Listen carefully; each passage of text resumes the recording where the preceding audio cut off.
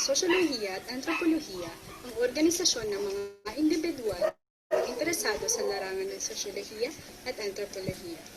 Adhikain ng organisasyong ito ang paggamit ng mga interdisciplinary lab sa pagsusubi ng mga kaganapang sosyokultural at pagsasagawa ng mga sibikong pakikipag-ugnayan. Karangalan, katapatan sa larangan ng pananaliksik at akademya.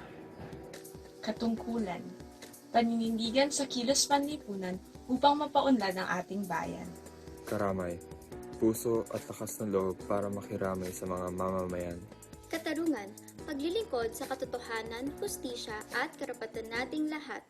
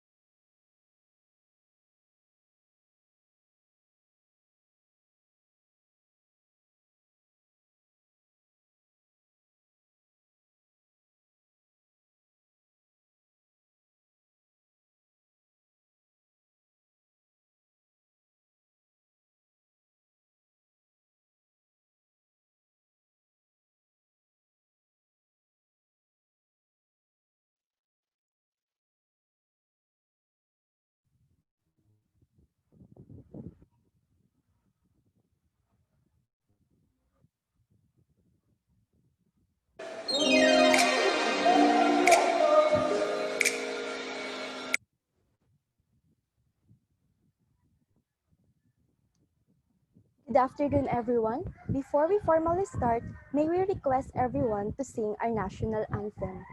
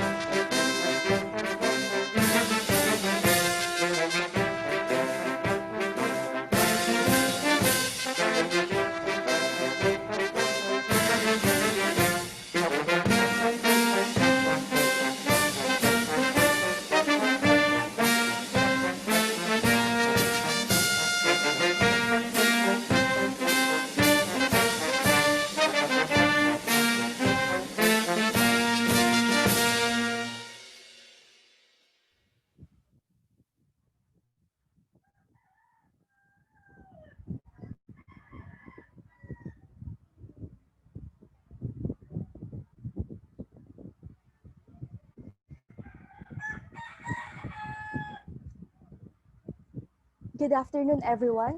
I am Ayat Archivido, and I will be your host for this afternoon. Welcome to Day 1 of In Motion, a sociological perspective on the politicization of the COVID-19 pandemic in the Philippines. This event is brought to you by UP Alliance of Students Unified for Sociology, in partnership with UPLB Department of Social Sciences. Before the introductions, we would like to thank our sponsors for this webinar.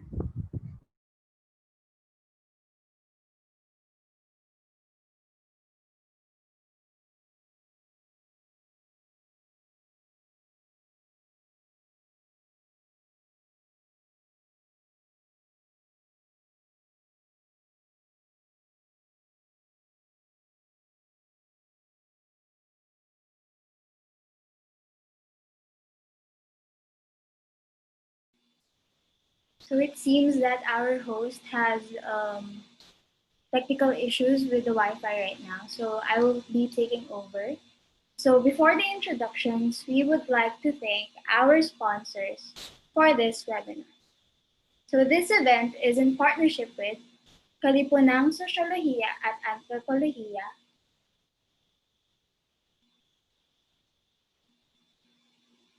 PUP Sociology Society,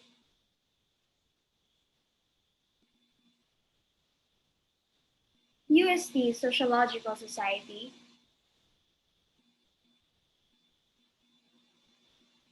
BU College of Social Sciences and Philosophy College Student Council,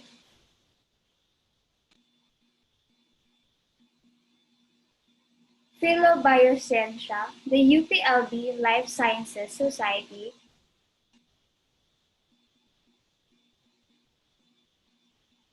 UPLB DOST Scholar Society,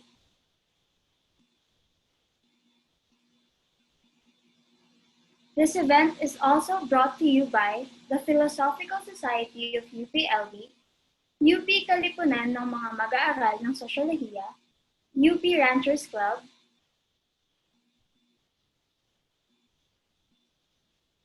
Society of Math Majors, UPLB, UPLB Sociology Society.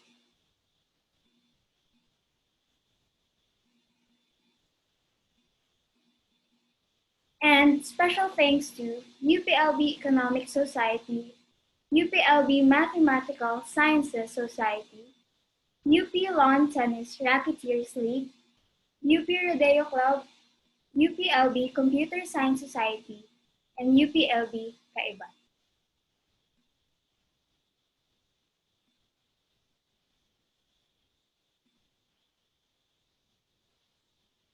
With that said, I will now introduce our organization.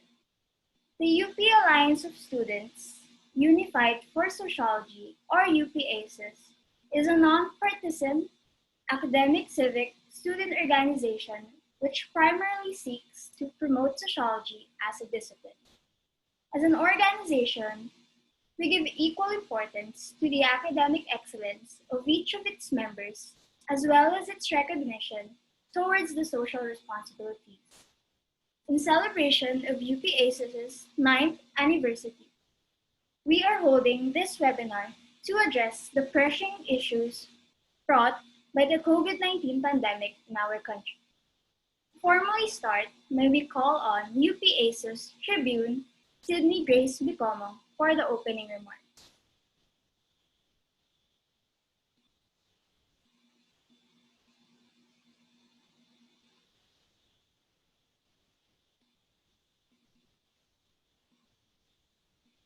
A pleasant afternoon to everyone. In behalf of the UP Alliance of Students Unified for Sociology, I would like to thank everyone who made time to attend this virtual event. I would also like to thank the UPLB Department of Social Sciences and the various student organizations who have partnered with us and made this event possible. Every year, the organization conducts discussion forums and symposiums as part of our oath to promote sociology as a discipline, which in turn can provide significant insights on relevant issues in our society. In our most recent symposium entitled Red Light, a sociological perspective on the challenges of Philippine public transport system, the relation between the Filipino commuters and the Philippine public transport system, and the challenges it brought was highlighted and discussed from the perspective of sociology. At that time, various issues were confronted by commuters due to the band-aid solutions implemented in order to alleviate the effects of the never-ending traffic on the various sectors of our society. This year, in celebration of our 9th year anniversary, the UP ASUS holds its first two-part webinar event, given the state of things. As we are all experiencing right now, the COVID-19 has forced us to shift to a new normal in which everyone is still in the process of adjusting to, thus causing certain sectors of society to be in a state of standstill. However, so as long as the society undergoes these changes, the understanding and the analysis of the state of our society will always be in motion. Hence, for this year's webinar, we will be focusing on the challenges brought by the pandemic in our country and how it is being politicized. With this, I would like to welcome you all to day one of In Motion, a sociological perspective on the politicization of the COVID-19 pandemic in the Philippines. Thank you, and I hope you all have a fruitful time.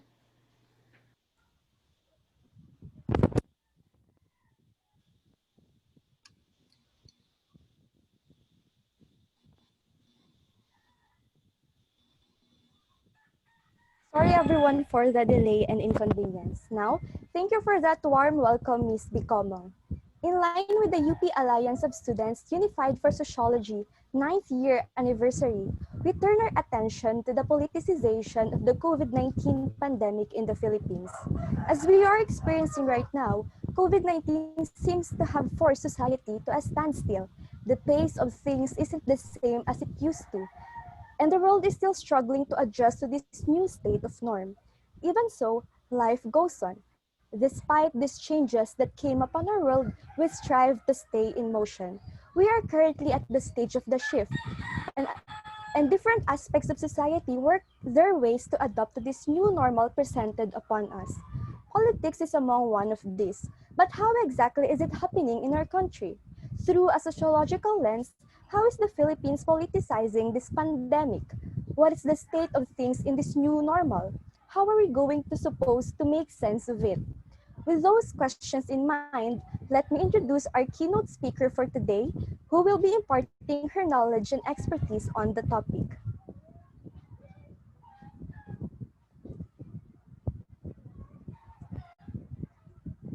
Dr. Nicole Curato is a sociologist specializing on the role of democratic innovations in communities affected by disasters, armed conflict, and urban crime.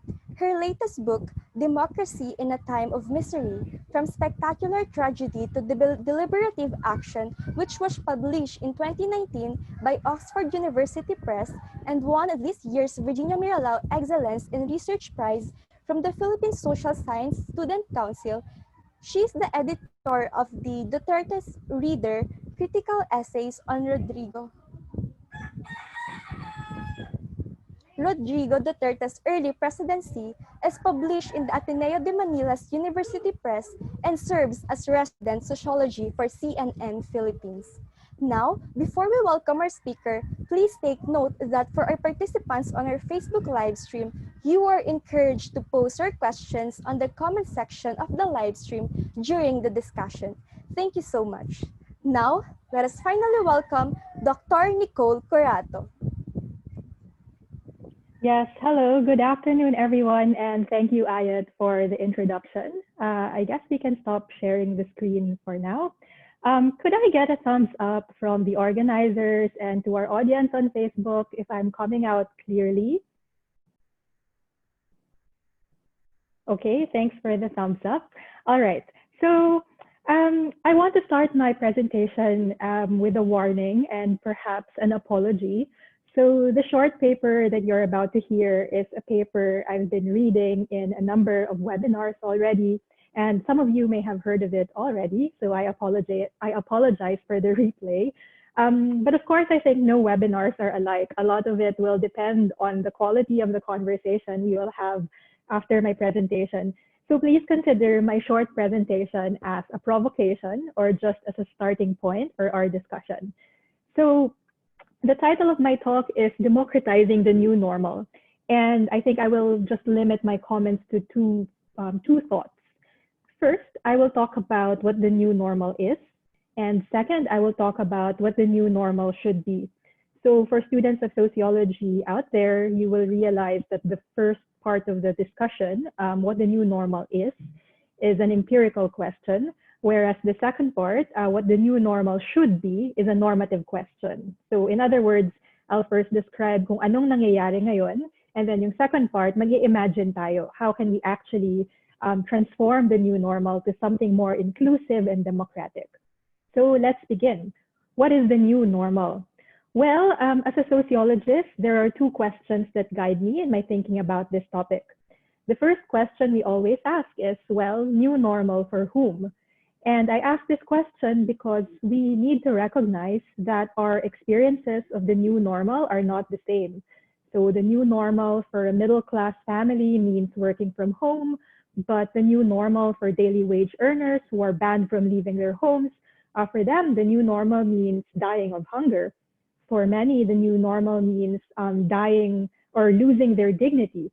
If you think about, for example, jeepney drivers, these are people who are very proud to make an honest living by driving commuters to their workplaces and their homes. But now jeepney drivers are expected to beg for money when the general community quarantine took effect.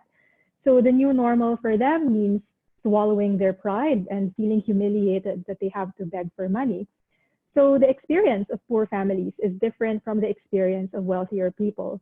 Yung iba siguro, lockdown means experimenting on baking, doing sushi bake, watching Netflix, but that's just new normal for some people, but that is not the new normal for many other people.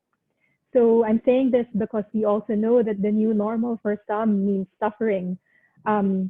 But for others, new normal means making money out of people's misery, right? We can think about PhilHealth, the corruption scandal there, or even importers of PPEs na sobrang laki ng patong for their supplies. We see the vultures of capitalism benefiting from the new normal. We also know that new normal is gendered. So when we think about work from home, ang premise naman when we are asked to work from home is that we assume that the home is the safest space to protect our health. But we also know that's not necessarily true. The home is not necessarily the safest space for us. For many, home is hell. So for example, victims of domestic violence feel that staying at home, working from home, their homes are not the safest space. It's the least safe space. They may not die of coronavirus, but they may die of domestic abuse. So that's my first point. What is the new normal? Well, it depends who you're asking. We experience the new normal differently.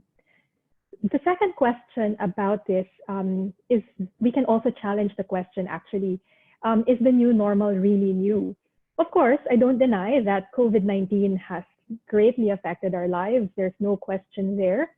But rather than seeing COVID-19 as an event that is entirely new, maybe one way of seeing it is to think about our country's response to the pandemic as an extension of how we have responded to crises in the past.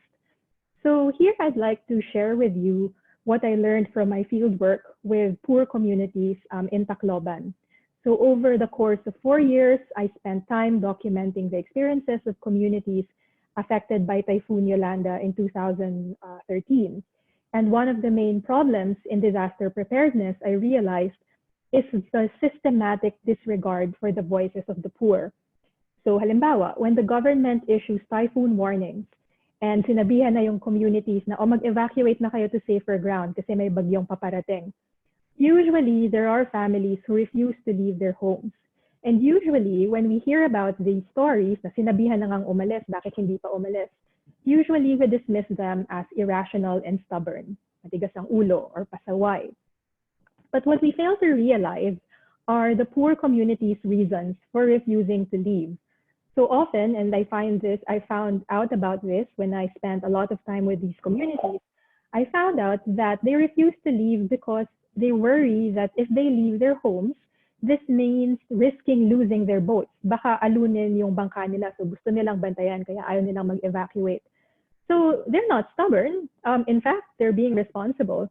They just want to make sure that they can go fishing tomorrow and not rely on government's help. That's a reasonable response when they're told to evacuate and then some fishermen say they don't want to evacuate kasi gusto nila bantayan yung bangka nila. I think that's perfectly reasonable. For others, leaving their homes means giving it up to land grabbers who might take advantage of their absence and seize their land. Maraming nag-aalala na baka nakawin yung lupa nila, baka pagbalik nila sa evacuation center or baka pagbalik nila galing sa evacuation center, baka biglang may eviction notice na sila. And sa tingin ko, hindi natin sila masisisi kung ito yung naging karanasan ng mga magulang or mga kaibigan nila. Kaya ayaw nilang lumikas kasi naisip nila kung pupunta kaming evacuation center, baka pagbalik namin may eviction notice na kami. So you might wonder, why is she talking about Typhoon Yolanda? Why is she talking about disasters? We're talking about the pandemic here. I'm giving this example because I think how we respond to the pandemic is the same response our leaders have when it comes to disasters. They don't listen to the poor. They accuse the poor of bad behavior instead of listening and understanding the reasons why the poor behave this way. And this is why I make an argument for deliberative democracy. So you might wonder, what do I mean when I say deliberative democracy? And the research center where I work is called the Center for Deliberative Democracy and Global Governance. So what do I mean by that? Well, in very simple terms, deliberative democracy is a political aspiration where the decisions that we make together are based on good reasons. And the argument here is that no one really has the monopoly of good reasons. Not experts, not the elites, and definitely not our politicians. Good reasons do not come from people in isolation. We determine good reasons when we genuinely listen and try to understand the views of people, especially people who are not like us.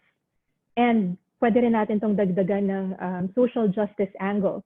So we can determine good reasons and good policies if we pay close attention to the reasons of the most marginalized parts of our society. So what does this mean? For example, when IITF said we need to practice social distancing, that assumes that we live in spaces where social distancing is possible. But it's quite silly, right? I mean, how is social distancing possible when a family of 8 literally lives in a box? How is regular hand washing possible if there's literally no running water in poor communities? How can we expect people to wear a face mask if people cannot even feed themselves because the lockdown cut their source of income. And we have to remember that 20 million Filipinos live in these conditions. So ano yung response ng mga leaders natin? Victim blaming, di ba? Kasi pasaway, kasi matigas ang ulo. But if we think about it, sino ba talaga ang matigas ang ulo? Sino ba talaga yung hindi natututo? Kasi sa tingin ko, hindi ito kakulangan ng mga mahihirap na hindi makasunod sa mga bagong patakaran sa new normal. Sa tingin ko, kakulangan to ng mga namamahala dahil hindi nila gustong intindihin kung bakit nahihirapan ang mga tao sumunod. Ang dami natin pwedeng maisip na example sa ibang bansa na hindi naman sobrang mas mayaman sa Pilipinas. So halimbawa sa Vietnam, isang bansa na kasing hirap ng mga Pilipinas, ang mga pulis hindi nahuhuli ng hindi naka-face mask. Kung hindi, ang ginagawa nila, nilalapitan nila ang mga walang face mask para bigyan ng face mask. Diba? Pandemya to eh. Hindi natin kailangan ng takot. Kailangan natin ng kalinga. Kailangan natin intindihin ang kailangan ng mga tao. So balikan natin yung halimbawa ng disaster. Again, if we think about it, the new normal is not really new. Disasters in the Philippines are a frequent life experience. Diba? Sabi nga ni Greg Bankoff, we live in a culture of disaster. We're very much used to adjusting to disruptions in our lives. Sanay na tayo dyan. May pumutok na bulkan, binagyo, lumindol. Sanay naman tayong mag-adjust at magtulungan para makarecover. Pero the problem is, the responses of our leaders, they're not listening. Right? And of course, there are exceptions of leaders who listen. I can talk about that later. But it's the leaders who find it hard to learn from these experiences. So before I move to the last point, maybe I just have to recap what I've said so far. So far, I've asked two questions about the new normal. New normal for whom? And is the new normal really new? I've argued that the experience of the new normal depends on who we ask. I also argued that the new normal is not really new, especially if we think about how our leaders respond to crises, na hindi nila pinapakinggan kung paano gustong mag-respond ng mga mahihirap na pamilya sa krisis kung hindi ang imposition ng policy ay galing sa taas at binababa sa halip na pakinggan kung ano yung sinasabi ng mga nasa baba. So that is the first point. I want to now shift gears and talk about the final message that I want to convey this afternoon, and that is the new normal is still under construction. So in sociology, we refuse to accept the concept of what's normal as given. So when someone says, this is normal, this is typical, this is not out of the ordinary, kailangan magduda tayo doon. We always have to be skeptical of people who say, ganun talaga eh, that's the normal. That's, diba? Parang, I think we have to be really skeptical about this. And we have to start asking the questions, who says it's normal? Who benefits from what's normal? And who is disadvantaged by what you call normal? And I think we have to consider, or I think what we consider to be normal is not a given. Hindi lang yan basta ganun eh, yun yung nakagawian. What is normal is a product of our deliberations and decisions that we make every day. So halimbawa, if we accept the normalization of threats, in our society today, then we are building a world where we live in fear. But we can also reject that world. We can refuse a world where we are constantly told that we are bad citizens. We can refuse and reject the world that portrays us as nothing more than disobedient citizens. Diba? Parati natin naririnig, pasaway kayo, pasaway ang mga Pilipino. We can reject that world. We have to defamiliarize ourselves with that accusation. Instead, we can actually think about the new normal as a time of creativity. The new normal can be a time of solidarity. It can be a time of innovation and a time of deliberation. And we can only do this if we start listening to the voices of those who have not always been part of our conversation. And I think this is how we can politicize the new normal. I think we can do better if we start thinking about the pandemic from the most vulnerable sectors of our society. We can, for example, reimagine the role of the police and the military, not as people who punish quarantine violators, but as people who find out why it's hard for people to comply with quarantine rules. Halimbawa, bakit nahuli yung isang teenager na walang quarantine pass? Kasi papunta siya sa butika, kasi kailangan niya bumili ng gamot para sa lola niya na may sakit. Then if that's the case, let's innovate. Maybe LGUs need to have a mobile botika in the same way that some LGUs have a mobile palengke para hindi na kailangan mag-violate ng quarantine ng mga tao. Or if you ask, bakit marami pa ring tambay sa kanto kahit sinabing bawal na magtipon-tipon? Well, siguro sa halip na parusahan natin sila, baka dapat kailangan pakinggan natin sila. We can ask, bakit kayo nakatambay dyan? Malamang ang sagot nila, kasi mainit sa bahay, kasi hindi lahat may aircon, kasi hindi lahat may garden, kasi kung 24 oras kami sa bahay, mag-aaway lang kami ng asawa ko or papagalitan lang ako ng mga magulang ko. Fair, di ba? Makabuluhan naman yung ganong sagot eh. So bakit hindi tayo gumawa ng policy na tuwing ganitong oras ng hapon, pwede sigurong lumabas sa bahay, pwedeng magkita-kita yung mga magkakapit bahay, pwedeng mag-exercise pero nakamask, pwedeng magkaroon ng social gathering pero may social distancing, baka pwede yung mangyari pero 30 minutes lang, baka pwede gamitin yung mga pulis at mga tanod para siguraduhin na ligtas lahat. So pwede, di ba? Pwede naman tayong gumawa ng mga polisiya na naangkop sa mga pangangailangan ng lipunan ngayon dahil meron tayong pandemic, pero gawin natin to sa isang paraan na democratic, na inclusive, at may galang dun sa mga rationalities ng mga communities na hindi natin parating pinapakinggan. So in closing, I think the new normal is still under construction. We know that the new normal is now, but we can still make a case for what the new normal should be. So I think I will end my comments there. I would rather spend my time talking to our participants, and I welcome questions and comments, not necessarily just related to the talk, but anything in general, as long as the question can be answered by sociology. So I'll end this there, and I'll return it to sino ba yung moderator? Is it Ayat?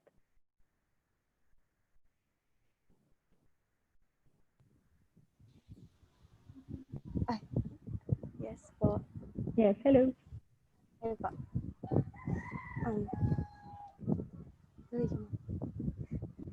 That is a very wonderful presentation from Dr. Karato. Thank you so much. We have learned that there are different types of the new normal depending on who you are asking. From Dr. Karato's talk, we also learned that good reasons are not made in isolation, and that is important to look at the reasons of the most marginalized in our society. Now that we have heard from our speaker, we will now be entertaining your questions posted on the Facebook live stream comment. Our first question is from Tristan Villanueva, a UPLB student. His question is, how does social media affect the disaster preparedness and awareness of Filipinos? Yes, actually, that's a big question kasi we all have different experiences when it comes to social media. So I think from my own work, isa sa pinaka, I guess, relevant na topic dito is how social media is used for humanitarian reasons. Nakasulat to dun sa libro that was mentioned when I was introduced na kung iisipin natin, sino yung tao na pinaka nakapag-draw ng attention sa Typhoon Yolanda when it happened, hindi actually siya si Pope Francis, hindi siya si Barack Obama, and definitely hindi si President Aquino, pero si Harry Styles. May pag-aaral na nagsasabi na ang mga celebrities, especially international celebrities, can use social media to draw attention for humanitarian causes. Kaya mahalin natin ng One Direction at support natin si Harry Styles. So that's one part of it, on how social media can actually be used for fundraising, to show solidarity, to show compassion and support. That's one aspect of it. The other aspect of it, and I think ito yung napapansin natin din ngayon sa pandemic, is that after people showed solidarity and compassion for people who are suffering because of the disaster or because of the pandemic, minsan yung conversation nag-shift din siya to political judgments. This is when people start making political arguments about who is responsible for the disaster, who should we hold accountable, sino kailangan sisihin. And I think this is where political conversations can take root. And I think we have to remember that our efforts at being compassionate after a disaster or after a pandemic has limits. Okay, it's good that we care about other people, but sometimes care can be depoliticizing, and we stop. And I think care always has to go hand in hand with critical judgment. na yes, wala namang masama tumulong. In fact, okay nga tumulong. Pero I think there's a problem when people say, tumahimik ka na lang, tumulong ka na lang. Actually, that I think is where social media can be quite corrosive for disaster response and pandemic response. When people who are critical are told to just keep quiet, because sometimes, or actually oftentimes, complaining or asking for accountability is a way for us to democratize our responses to the disasters by holding our officials accountable. I think I'll end it there.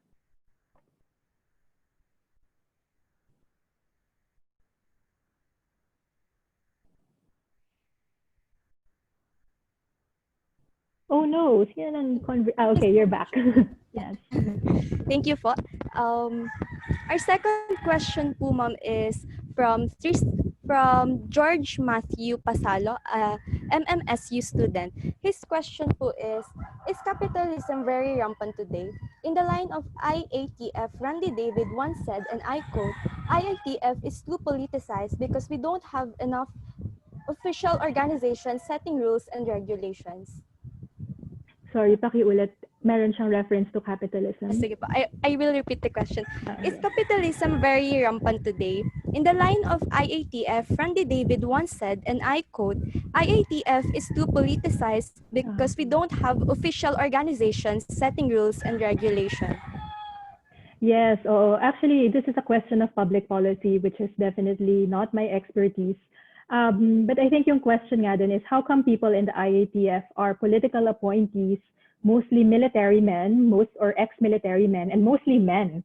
And I think that is where politics starts to take root, kasi these are presidential appointees, and we have to investigate their qualifications and their perspectives that they bring into the table. So I think I will tie this into my argument a while ago about how we need to listen to the voices of the poor when we talk about pandemic response. Ang problema ko ang IATF ay isang politicized entity at yung composition niya is full of people who think alike. Then that's why some views become marginalized. That's why we cannot bring in the voices of the poor dahil wala silang representation in the IATF.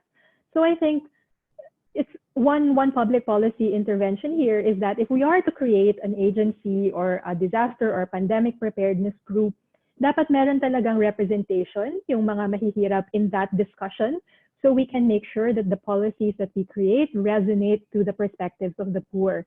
I always say it would have been so nice if there was a sociologist in IATF to match whether the policies they can come up with, to see if the policies they come up with match with everyday empirical realities that people experience.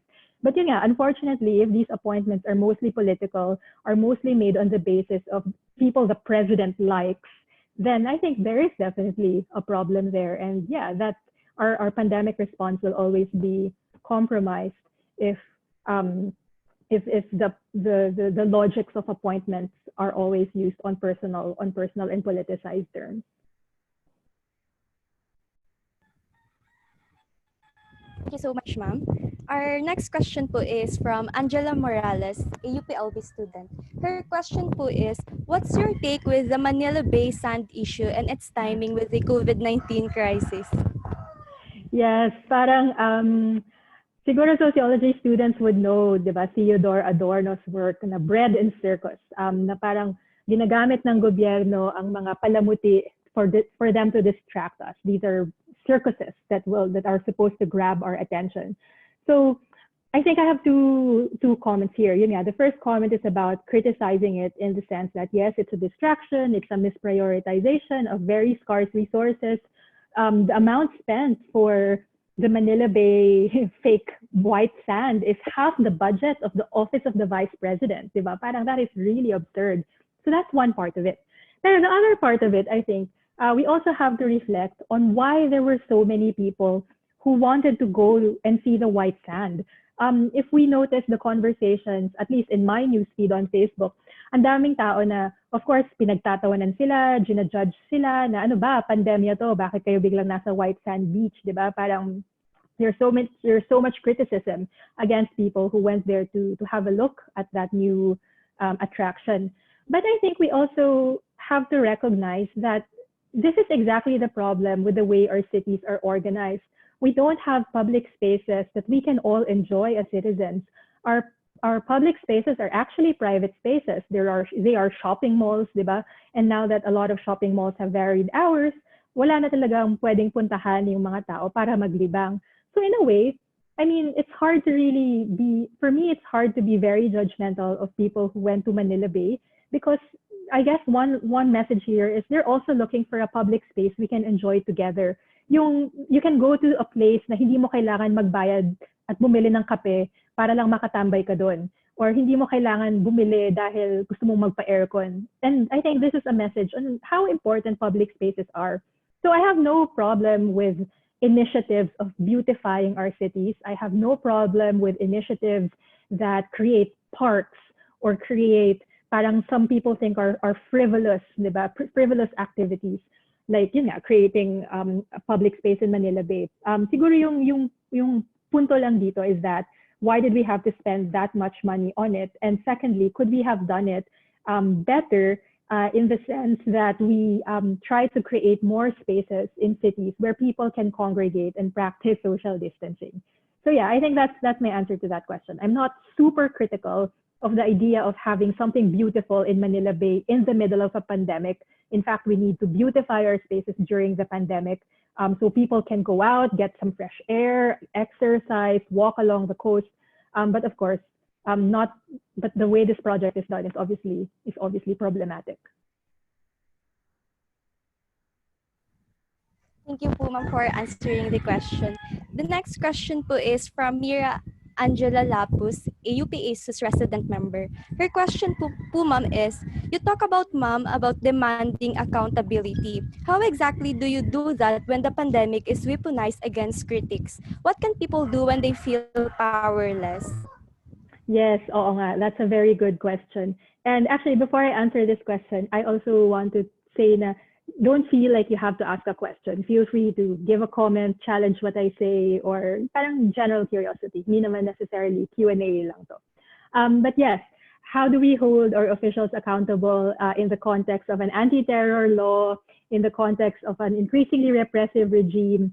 I actually always say this when I talk to young people, na parang hindi ako magmamaganda to encourage you and say, you have to speak up, you have to be very vocal, you have to get out in the streets and protest against this government. Parang, I think that is such a privileged position for me to say because I also recognize that doing that has costs. Doing that has a lot of danger. I'm sure kung gusto nyong mag-speak up, mag-aalala yung mga magulang nyo. And I'm sure kung gusto nyong mag-speak up, mag-aalala kayo na, baka matroll ako, baka i-hack yung account ko. And we only have to look at what happened to Senator Laila de Lima to be scared. I'm scared, di ba? Na parang if they are able to silence or try to silence a senator by making a fake sex video of her just to discredit her, how much more for ordinary citizens? Kayang-kaya nila tayong ganunin, di ba? So I think one part of me feels like, yes, kailangan natin mag-ingat. Yes, nakakatakot yung mga nangyayari ngayon.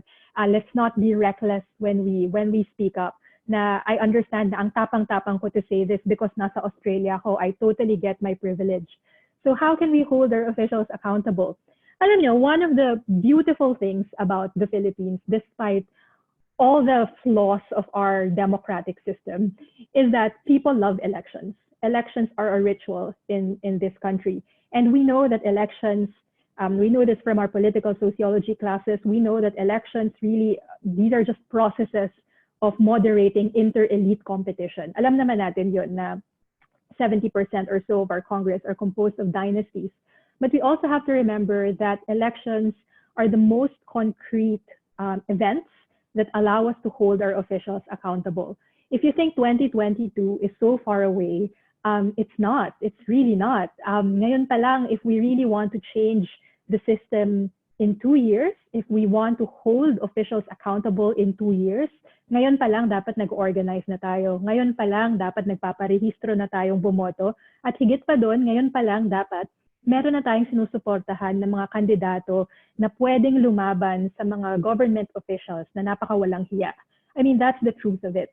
So yun yung medyo very difficult form of holding our officials accountable. It's a difficult version of accountability kasi it asks so much of us. It asks us to organize. It asks us to register, to vote, to organize for a campaign. ang laki ng requirement, and I'm sure ang bigat-bigat na responsibility nun that maybe not all of you are interested to do. But that's just one thing. Another possibility is for us to hold our officials accountable by asking questions, whether it's through social media, whether it's through your barangay assembly, or whether it's by writing pieces or doing videos that ask questions about where this government, how this government can improve in its pandemic response. So accountability doesn't have to be negatively framed in the sense that it's blame-seeking. Yung meron ka lang naghahanap ka lang ng masisisi. Accountability can also be positively framed in terms of putting forward new ideas and defending these ideas so we can find alternatives on how we can respond to the pandemic.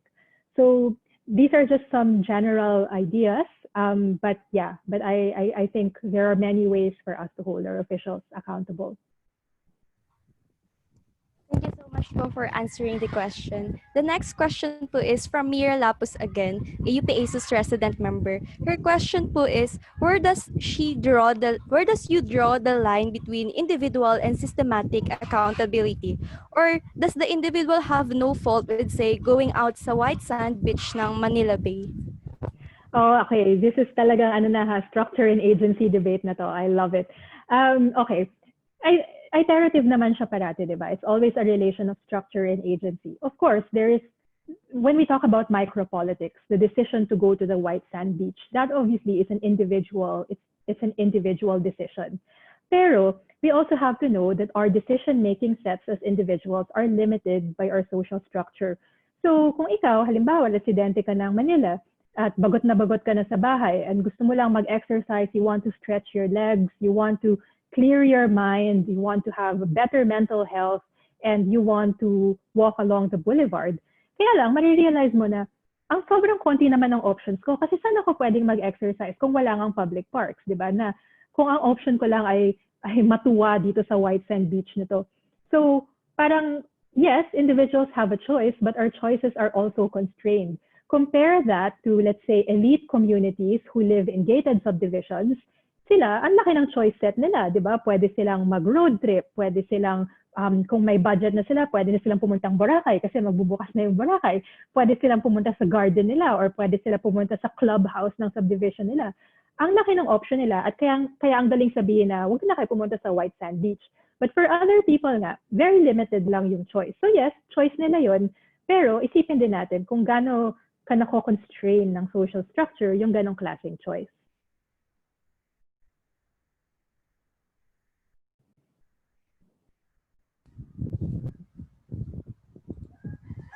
Thank you so much, ma'am. Our next question po is from Anthony Cabrales. His question po is, since politicization ng COVID ang topic, do you think po na Duterte deliberately allowed the virus to enter this country for his ulterior motives? Or if not, maybe deliberately withholding the resolution of this pandemic para patuloy niyang ma-exploit ang pandemya? Yes, I'm very careful in answering questions like that kasi hindi ko naman alam ang psychology ni President Duterte.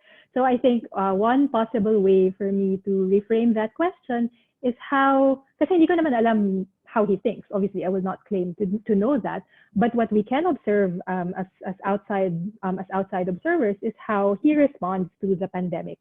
And we can say that the way in which he responds to the pandemic is conducted in a way that perpetuates his interest, which is to concentrate power in the executive.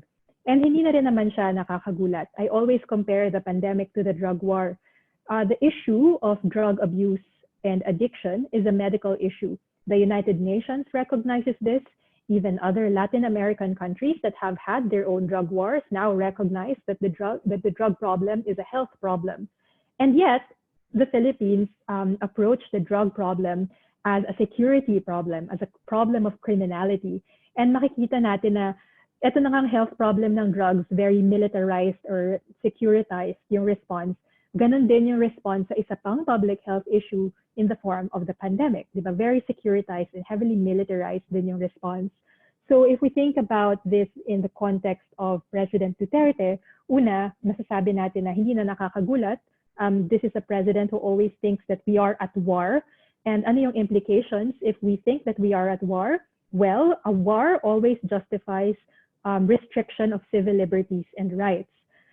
That's why isa sa mga unang in-implement nila is curfew, which is obviously a very securitized approach as well. Hindi rin nakakagulat na ang nakikita nating frontliners ay mga pulis at mga militar.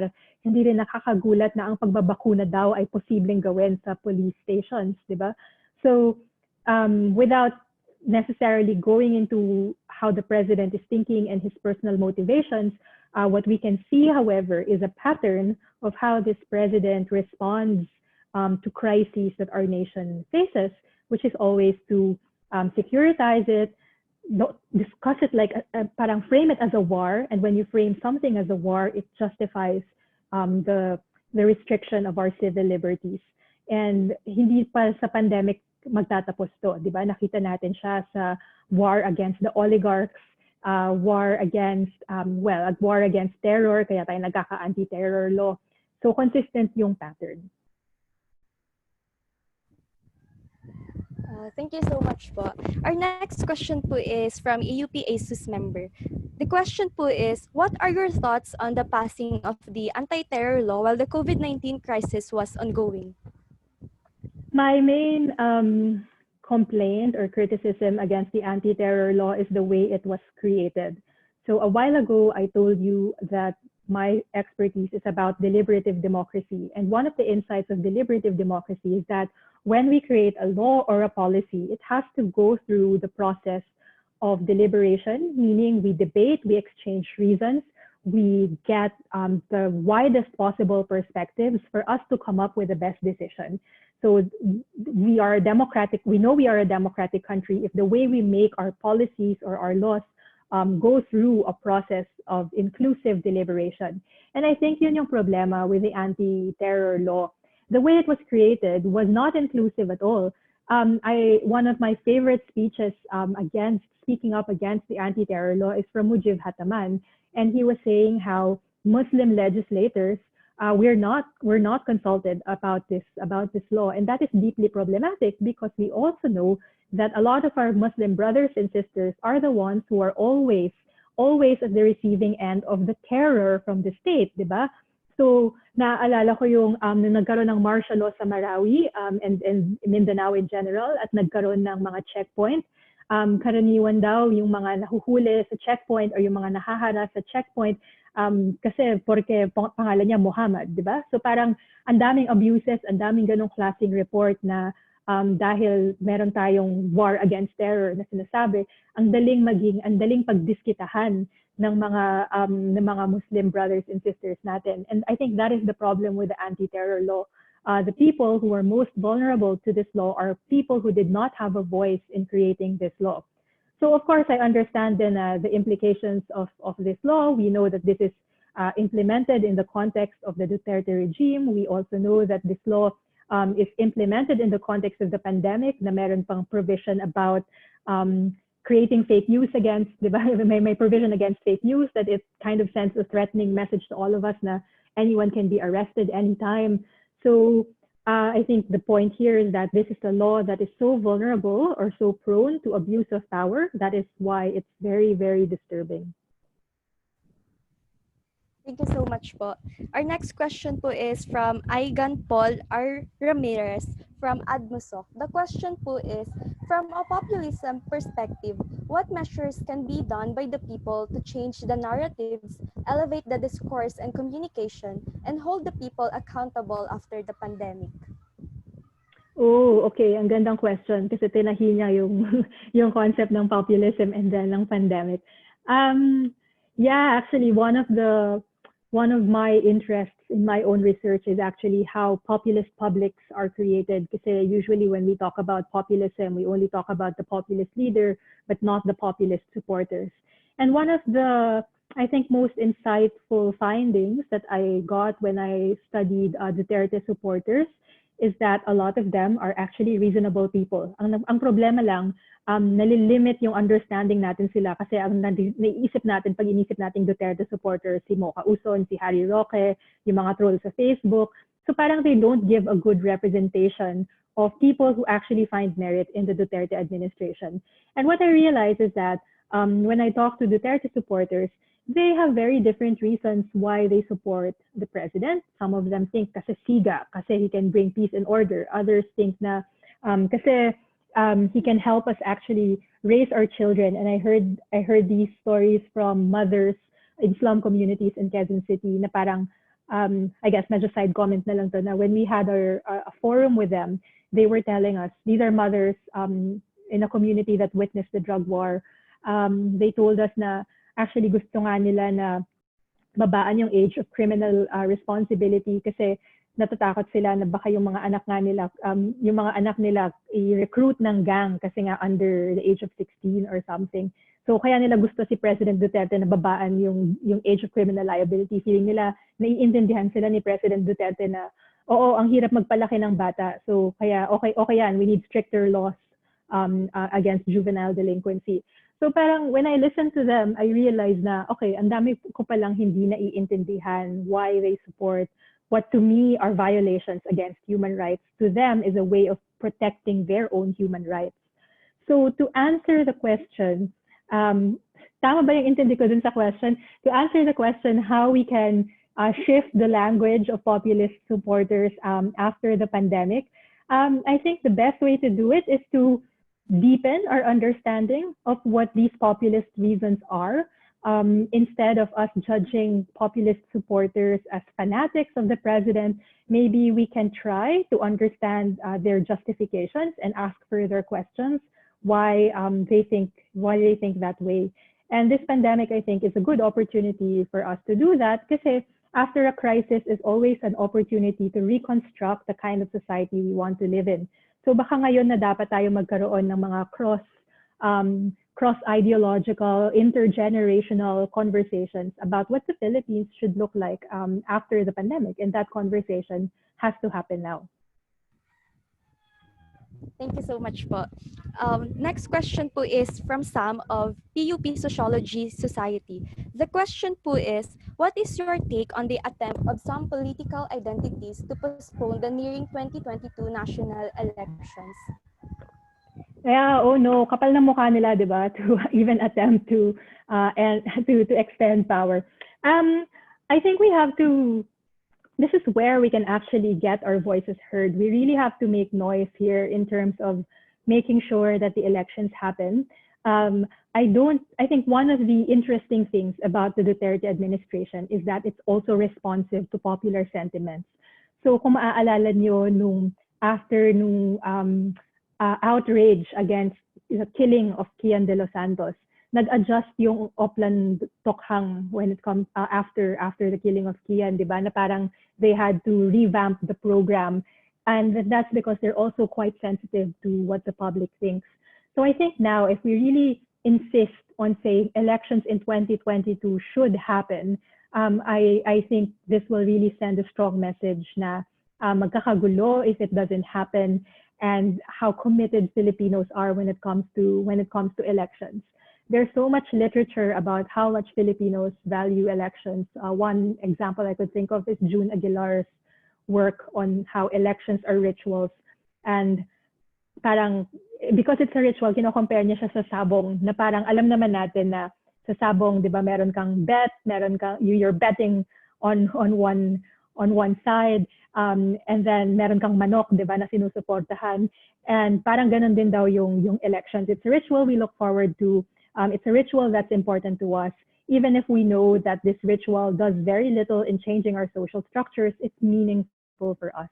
So I think this is a tradition that's worth defending. People who are broaching the idea that there should be a suspension of the 2022 elections I think are just testing the public sentiment. But again, public sentiments are always under construction. Hindi pa yan set. So we have to, this is a place for agency, and this is a place for us to be part of this conversation and reshape this conversation. Thank you so much po.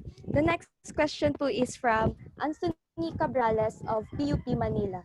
The question po is, since we are already polarized and hindi na nakikinig ang DDS or Marcos apologists sa facts for they are quick to dismiss is as bias or fake news, may way pa ba para magising natin sila at maging united uli ang bayan natin?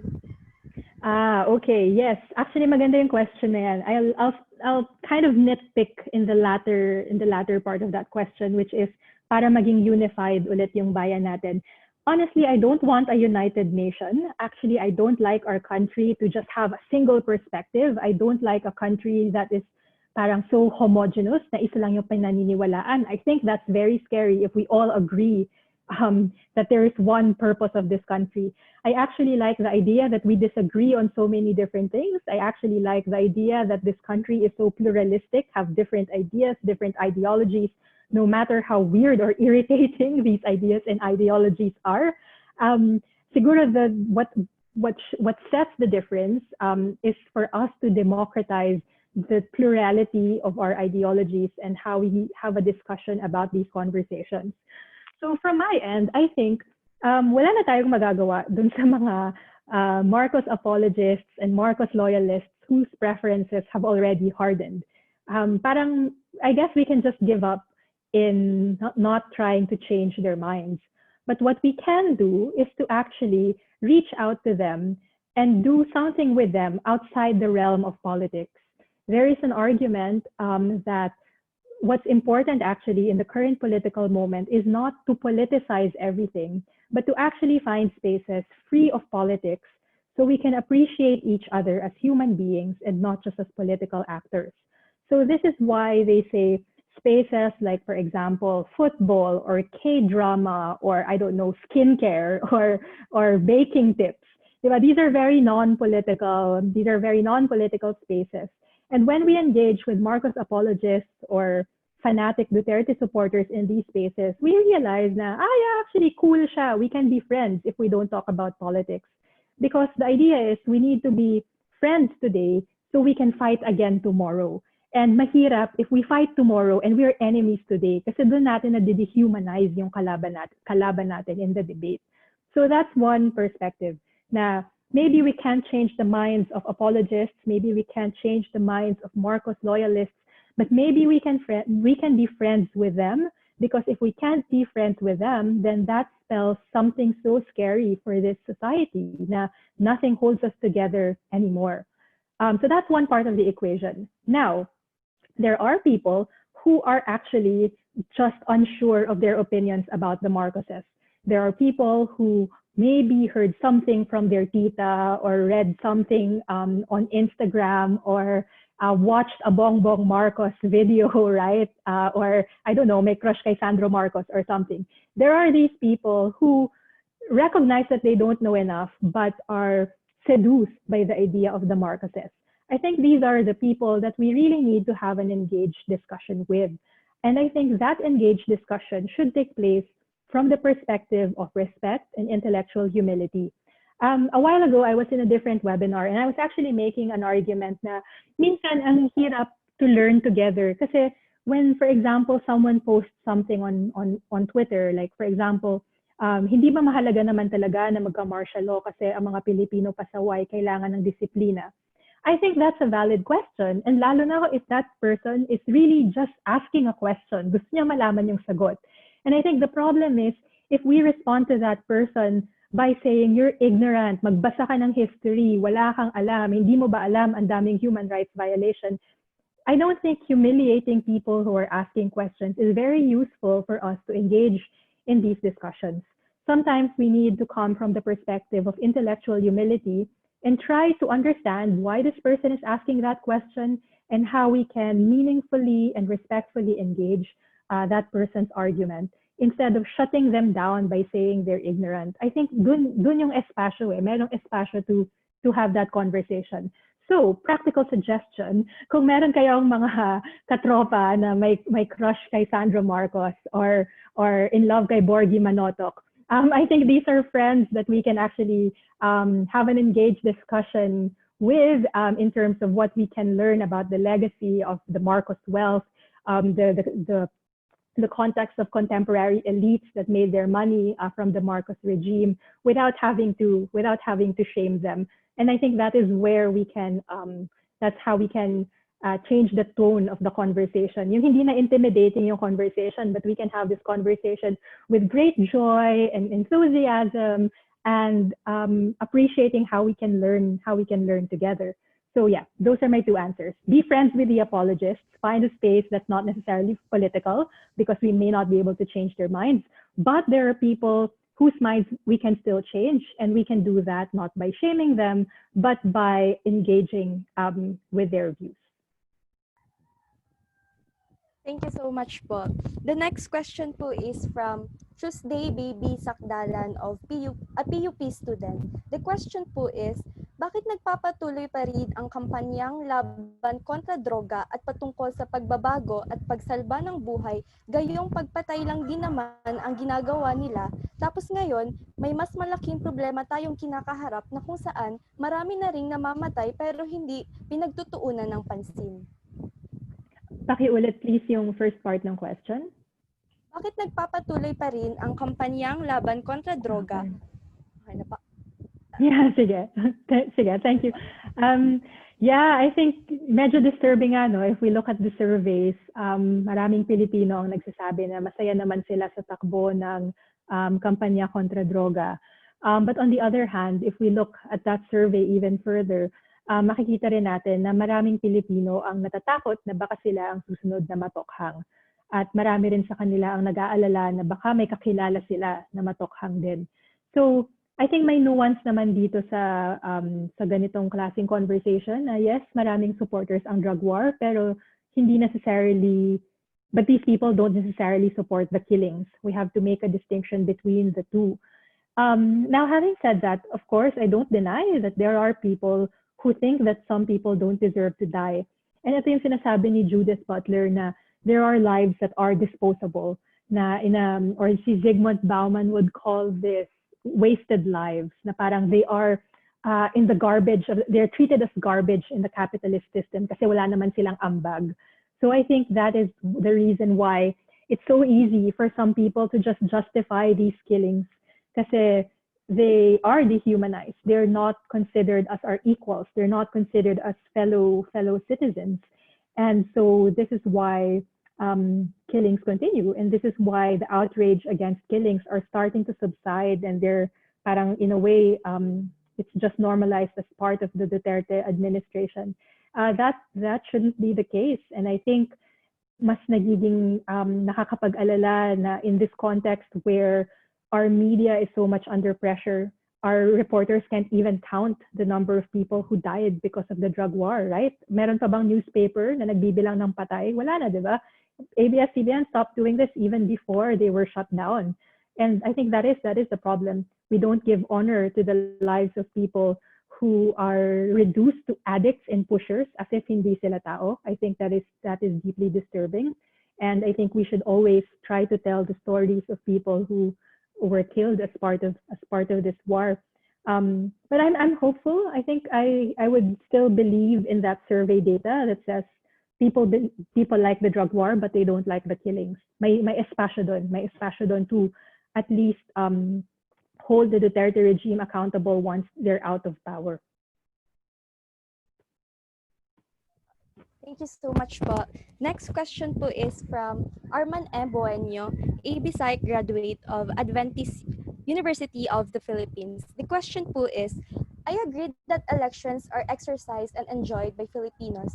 Papaano po matutulungan ang ordinaryong Pilipino na mas maging matalino sa election? Yes, that's a really nice question. Kasi ang sagot ko dyan sa question na yan is, ang problema ba talaga is nandun sa tinatawag na bobotante or dun sa mga massa voters na mali naman mag-decide sa election? Sila ba yung may problema? O ang may problema ba ay yung mga political elites at yung mga educated elites, kasali tayong lahat doon, dahil hindi natin kayang magpatakbo ng kandidato na pwedeng ibigay na alternative sa mga botante? Parang, how can we tell people to vote wisely if our selections are trash, di ba? Na parang you can only imagine the 2016 senatorial race. Ang usapin nun is not because there's a good candidate, but we're thinking about the least of all evils. Well, hindi nga least of all evils yung lumabas, but the point is, baka ang problema hindi dun sa mga ordinaryong Pilipino na mali bumoto. I think yung problema nasa hanay natin na may kakayahan na mag-organize, na may kakayahan na magkaroon ng political party na makapag-offer ng alternative. So yeah, I'd rather not blame them. I'd rather not educate them. I think we should be the ones who should educate ourselves on how we can organize politically so we can give people options for better politicians. Thank you so much po. Next question po is from Kim of AUP ASUS member. The question po is, what can you say to sociology students in light of what is happening to our country? What is your call to them? How can or should we use our discipline to be more involved? Yes, oo nga. Pep talk na to for sociology majors. Actually, I have no habit of giving advice because I feel like I should be the one getting inspiration from you. I keep on mentioning this again in other webinars. When I talked to Professor Randy David, when I interviewed him for the Philippine Sociological Review, tinanong ko sa kanya, does it bother you that young people today are doing their activism online? Is that an inferior form of activism?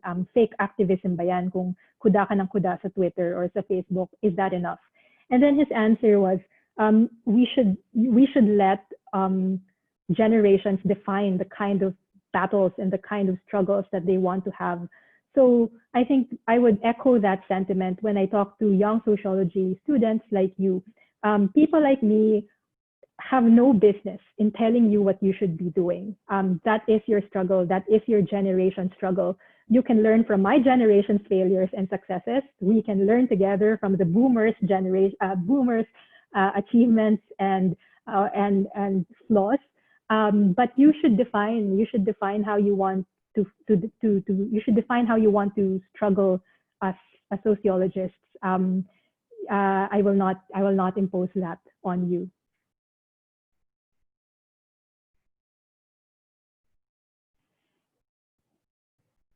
Okay ka lang, Ayat.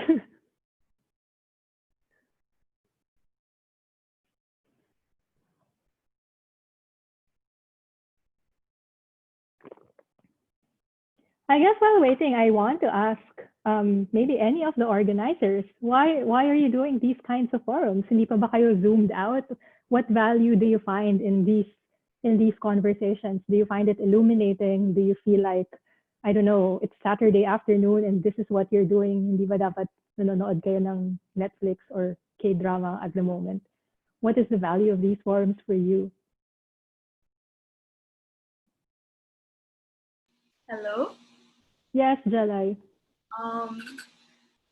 Well, we started the event because we wanted like a platform for us to be able to have discussions with sociologists like you, because I think that if it's just within among us like sociology majors, I know that we can have insightful discussions as well, but somehow having someone with your expertise would help us gain more of an informed analysis of our society. And given that we are experiencing a pandemic right now and we're continuing our education in this pandemic, and that there's so much happening right now, and yeah, I guess you can say that why are we doing this right now when we can just chill at home, right?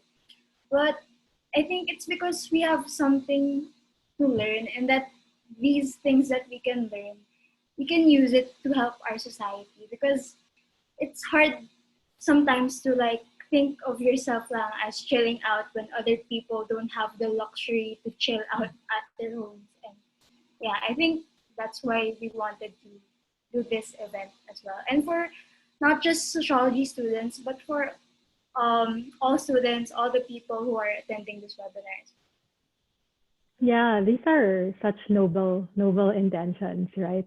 And yeah, and I think the value for me in attending these kinds of webinars is for me to also learn what your concerns are, what young students today feel about important issues of society. Na feeling ko naman people like me and other academics and other older people shouldn't be the ones defining today's conversation in the country. Na parang yeah, that's why I'd rather have this discussion with you, kasi parang I don't claim to know everything about the issue. I just so happen to have read more books than you, I guess, or have had more time doing field work compared to you. But I'm really curious in terms of what you think about today's problems. Thank you, ma'am. We have another question po from Anthony Cabrales. The question po is, regarding sa chilling effect ng ABS shutdown and sa anti-terrorism bill, how can we urge citizens to continue speaking out when there is a real threat towards their lives and liberty doing so? Kasi if they won't speak out naman, then we can't hold those in power accountable. And I think they realize it as well. Pero buhay na po kasi nila ang pinag-uusapan. Yun nga eh. So parang feeling ko, I don't want to be responsible or for encouraging people to speak up, knowing that speaking up really has costs. So I think the best approach to this is to say, acknowledge that it's really scary to speak up today. Let's acknowledge that. Let's acknowledge that a tweet can put you in jail. Let's acknowledge that some trolls can make your life miserable. And once you consider all of these factors and you still think you're happy to talk about your views, then go for it. And I think this is why organizing is also important. Kasi hindi naman pwede na i-glamorize lang natin yung karapatan natin na makapagsalita sa social media or sumali sa isang kilos protesta para i-express yung views natin. I think mas magiging effective at makabuluhan siya if we speak as a collective and be part of an organization. So halimbawa, isa sa mga practical ways to do this is to, for example, link up with volunteer lawyers to give you legal support, lalo na kung natatakot na kayo magsalita. And this is why solidarities are so important. So you know that if you speak up and if you get harassed, you can get the support of your friends who are lawyers. Or we can also say the same thing for psychologists. Speaking up in social media can be very mentally taxing. It's causing a lot of mental health concerns. This is why we also need to build solidarities with social psychologists who can help us process our traumas. I think when we speak up, it's also very difficult. Ang dami nating inaalala, natatakot tayo, feeling natin baka may nasabi tayong mali. This is why we also need to have a collective effort at promoting yung medyo tinatawag nilang self-care. And I know the term self-care has become parang it's such a konyo term, di ba? Na parang burgis naman yan, anong self-care? But actually, if we think about the concept of self-care, it has its origins with Black feminist movements. And these are Black feminist organizers who feel like fighting for racial justice and gender justice has become so tiring. It has taken so much of their energy and so much of their time. A lot of their relationships have broken down because of their activism. That's why there's a strong emphasis on self-care. And so maybe we can support each other in a very challenging political time and realize that you're not alone. And that's why we need to build connections with other people who also want to speak out. So the key message there is, yes, by all means, speak out, understand the risks, but also don't do it alone. It's good to connect with others who are in a similar situation. Thank you po, ma'am. Our last question po for this afternoon is from ASUS member. The question po is, regarding the international race towards the vaccine for this pandemic, what's your take on the position of the Philippines in this race as we are again relying on China? What are its future ratifications? Yes, actually hindi ko alam. Next question. Hindi ko talaga alam. Yeah, this came out from President Duterte's speech, right? I'm not sure if there's a DOH official policy that says we are actually getting our vaccine only from China. So yeah, but I think it's hard to comment on the future of the vaccine, but that's beyond our control. We don't know if there will even be a vaccine, diba? There are so many infectious diseases that have no vaccine. So that's out of our control. What's within our control is how we can live in a society that manages the pandemic, how we can organize our society to be ready for a world where there is no COVID-19 vaccine. And actually, medyo nakakatakot siya kasi nga dengue nga, wala pang parang wala pang cure, and yet the best thing we can do is to organize society para wala masyadong mga lamok na that will put children in danger for dengue. So parang that's a dry run of what we're experiencing now. So yeah, I can't answer the vaccine and China question. I don't know how far advanced our government is in those talks, but what I do know is that we have to be prepared for a world with no vaccine that is within our control or that is within the government's control. Thank you po, ma'am. Is there still any questions that you would like to ask, ma'am? We have another question po pala, ma'am. The question po is, what are your thoughts about sa pagpapatuloy ng edukasyon sa Pilipinas? Yeah, oo nga. So I'm also teaching here in Australia. I teach research methods to first year students. And hindi naman sa nagyayabang, pero face-to-face na yung klase namin ngayon. Kasi nga, 0 cases na here in Australia or in Canberra where I am. Pero parang, I think, ang daming expectations to conduct online learning and lumalabas yung issues of digital poverty. And I'm really, really worried about the kinds of inequalities that this really creates, diba? Some parents can afford homeschooling, some parents can afford to just have the best technology for their children, whereas others don't even have internet connection. I also worry about the quality of education and the long-lasting effects of this kind of quality of education. One of the debates they're having in developed countries is that the reason why governments insist on back to school, on making sure children go back to school and not do online learning, is that there are critical phases in our educational cycle na pag na-miss yun ng isang bata, the consequences are lifelong. Either we're talking about numeracy skills or literacy skills. Parang these are skills that are so important that will define the well-being of these children until they grow old. And I worry that because these kids are learning these essential life skills in an unprepared context of online education, these kids might be missing out and the consequences might be long-term. So I have no solution for this except to worry at the moment and and try to, I guess, learn from the experience of other countries who are doing much better than the Philippines. Thank you so much, ma'am. If there are no other questions, we would proceed to the next part of our program. And I would also like to ask you, ma'am, if you have comments or questions about us. No, I'm grateful for this opportunity, and I'm heartened to see that there are 136 people who are spending their Saturday afternoon learning. So congratulations. I think this is a big achievement. Thank you so much po. Thank you all for your questions and for answering them. Now we will now end the Q&A part of this webinar. Now when we call on Dr. Curato for the awarding of the e-certificate by the head of our symposium, Angela Morales. Before we move on the concluding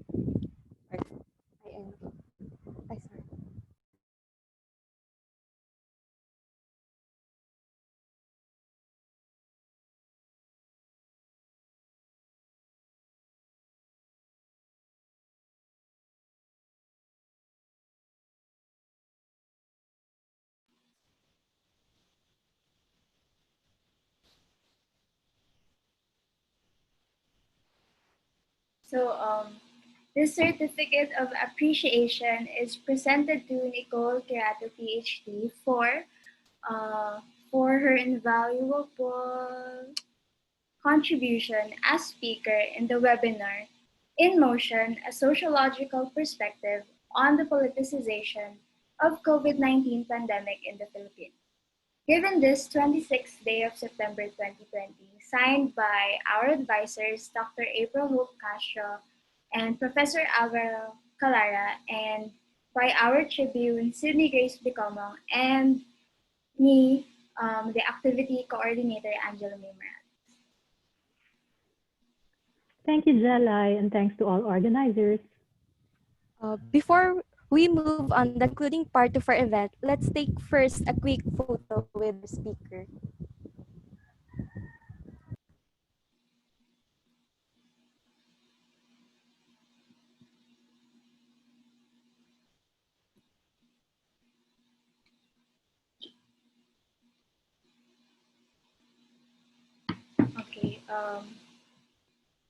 1, 2, 3. Okay, there you go.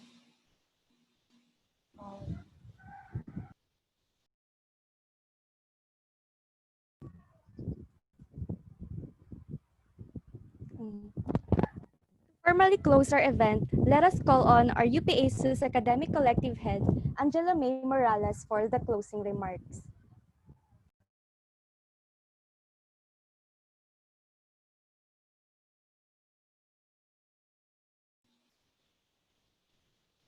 So, good afternoon again. On behalf of UPASUS, I would like to make a few concluding remarks at the end of this webinar. So the purpose of today's webinar was to provide a platform for discussion about the problems brought by the COVID-19 pandemic in the Philippines, and to further the importance of sociology as a discipline that can provide significant insights on real-world problems. By listening to the excellent discussion of our speaker and by the questions and the answers she gave us, I'm sure that we have gained a deeper understanding on how politics plays a role in this new normal that we are experiencing. And more importantly, how this new normal should be democratized. Earlier, Ms. Bicomong, Tribune of UPASUS, has mentioned in her welcoming remarks how COVID-19 has forced us to shift to a new normal that we are adjusting to, and how that must not stop us from continuing to understand and analyze our society. This, I think, is also another important lesson that we can learn from this webinar, that no matter what challenges lie ahead, we must make an effort to understand our society and be proactive in developing solutions to help our fellow men. Thus, I hope that you take what you have learned today and use it to help our country. Now, before we officially end this event, I would like to take this moment to thank all our partner organizations, the UPLB Department of Social Sciences, and our advisors for the support they have given in this webinar. Indeed, this event would not be possible without your efforts and virtual presence. I would also like to extend my sincere gratitude to Dr. Nicole Curato for agreeing to take part in this webinar and for the excellent insights and discussions that she has given us. To be able to learn from someone with your expertise is indeed an honor and a privilege, not just for us sociology students and professors, but for everyone who participated in this event. Finally, thank you to all the participants and to everyone involved in planning and holding this event. I am truly grateful for your valuable contribution and attendance. Thank you very much, and I hope to see you all again and to see new faces on day 2 of our webinar. Thank you for those words, Ms. Morales. And again, thank you to everyone who made this event possible. Also, thank you again, Dr. Curato. Again, I am Ayat, and this has been In Motion, a sociological perspective on the politicization of the COVID-19 pandemic in the Philippines. Thank you all for attending, and we hope you learn from this webinar. We will see you on the day 2 of this event on September 28, 2 to 4:30 p.m. Thank you so much.